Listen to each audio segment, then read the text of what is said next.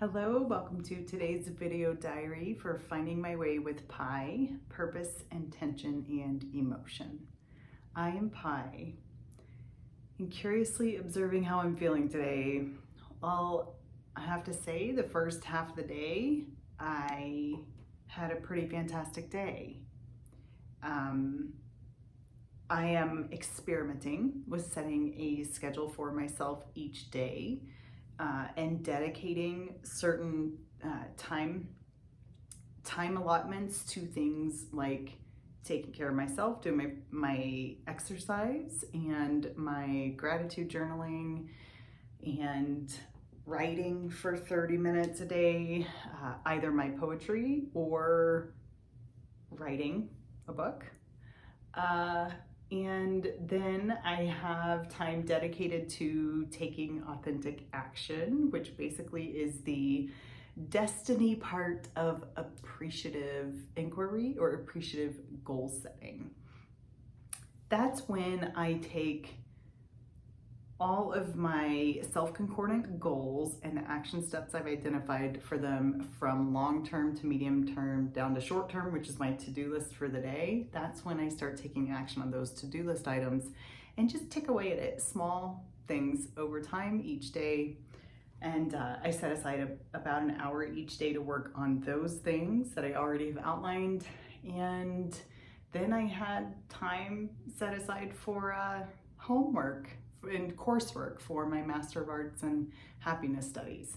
Now, I have built in quite a few breaks for myself throughout the day because well, number one, it's healthy for recovery time and boundaries and all of that. And number two, it is summertime here. My kids are off school, and my 11-year-old in particular, who's my youngest,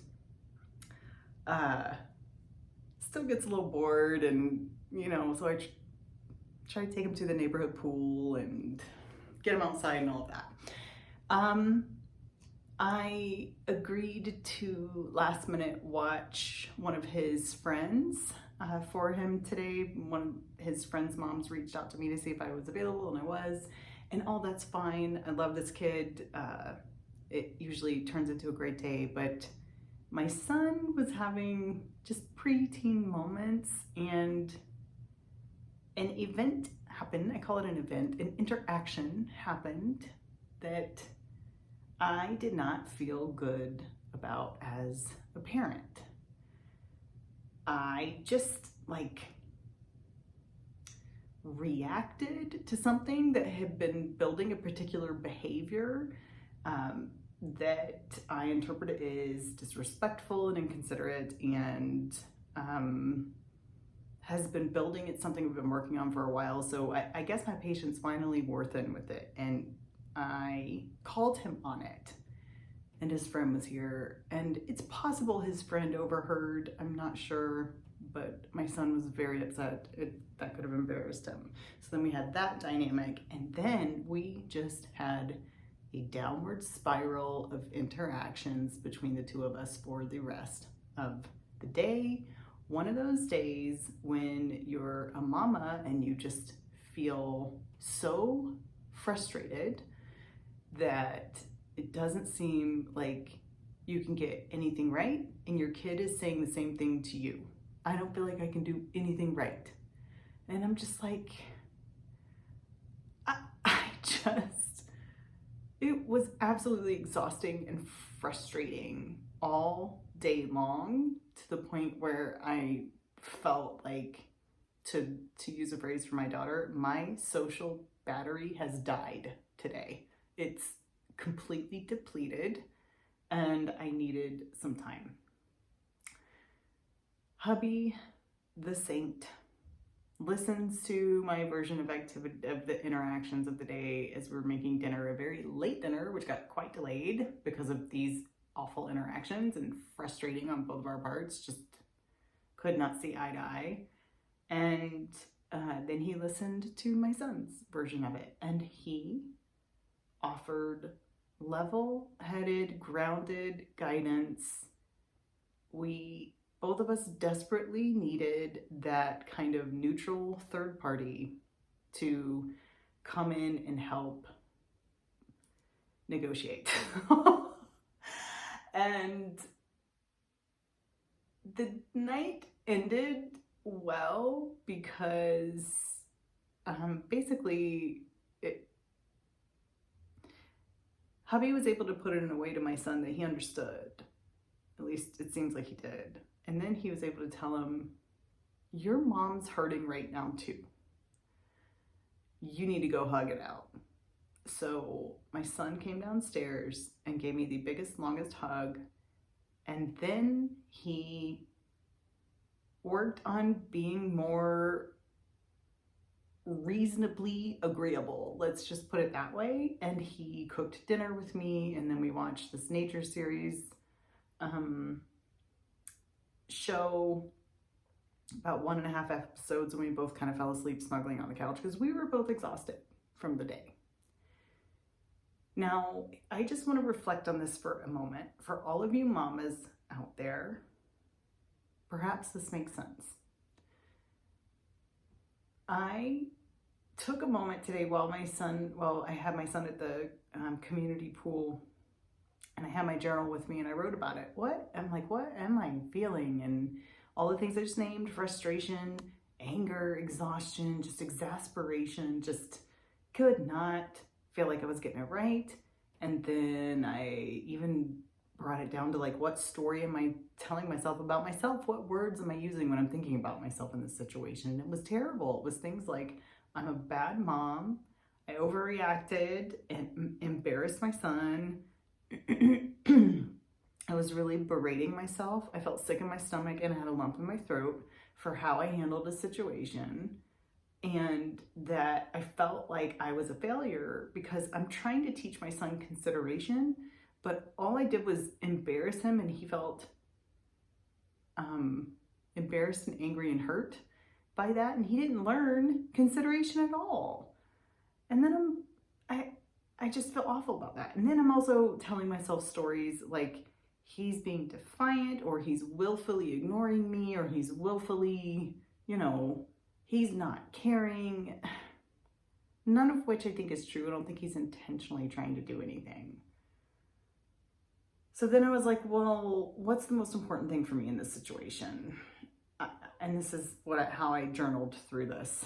And it was, I want to teach my son consideration. I want to find a way to hear him and see him so he feels known and seen. And I want to find a way to strengthen our relationship out of this, to have a better understanding of each other. And so I was like, well, what can I do? And I said, well, I think what I need to do is give him information about, the thing that he was doing where the situation blew up was he kept slamming the doors on the refrigerator. He was grumpy or pissy about something, and he kept slamming the doors on the refrigerator to the point where I thought he could break them, especially if he does this over and over. And it's not the first time that we've called him on this behavior. When he gets a little attitude, and he just kept, I didn't slam it. That wasn't slamming. And that is when that was the last straw for me.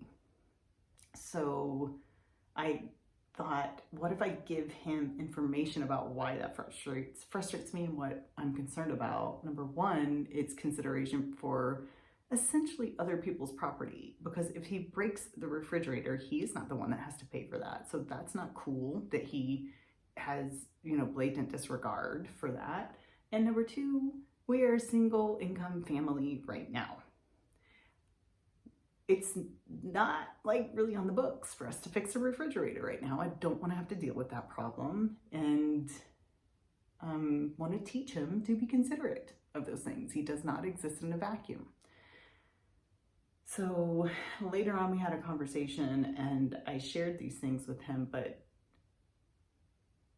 I was encouraging him to talk as well. And what did he feel like? He did admit he was embarrassed in front of his friend, and all he kept saying was, I just feel like I'm a bad kid. I'm just a bad kid. And I recognized that he was telling himself a story. So then I was like, I gotta help him figure this out.